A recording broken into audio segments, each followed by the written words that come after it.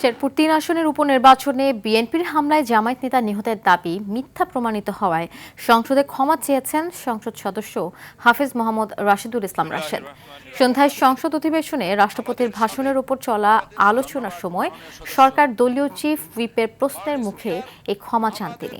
গত ৯ এপ্রিল শেরপুর ৩ আসনে ভোট গ্রহণ চলাকালে সৃষ্ট সংঘর্ষের ঘটনায় সামাজিক মাধ্যমে দাবি করা হয় বিএনপির হামলায় জামায়াতের শ্রীবদ্দী উপজেলার সেক্রেটারি নিহত হয়েছেন। এ সময় সংসদে বক্তব্য প্রদানকালে জামায়াতের এই দায়িত্বশীল ব্যক্তির মৃত্যুর কথা উল্লেখ করেন রাশিদুল ইসলাম রাশেদ। হাফেজ রাশেদ তিনি তার বক্তব্য বলেছিলেন তাদের একজন কর্মী সেই নির্বাচনে নিহত হয়েছে এবং তিনি এখানে পাঠ করেছেন রাজন। মাননীয় স্পিকার পরবর্তীতে জানা গেছে সেই কর্মী নিহত হয় নাই এবং তিনি জীবিত আছেন। যেহেতু বিষয়টি সংসদে এসেছে এবং রেকর্ড হয়েছে, সুতরাং এই বিষয়টি আপনি এক্সপান্স করার জন্য আমি আপনাকে অনুরোধ করছি। মাননীয় স্পিকার, আমি ক্ষমা প্রার্থী যে তথ্যটা যেটা এসছে এটা আমার কাছে আসলে প্রশ্নটা এরকম ছিল যে আমাদের আগে যে নির্বাচনে যিনি নিহত হয়েছেন তার সংবাদটা আমি তথ্যটা উপস্থাপন না করার কারণে আমাকে পাশ থেকে চিরকুটটা লেখা হয়।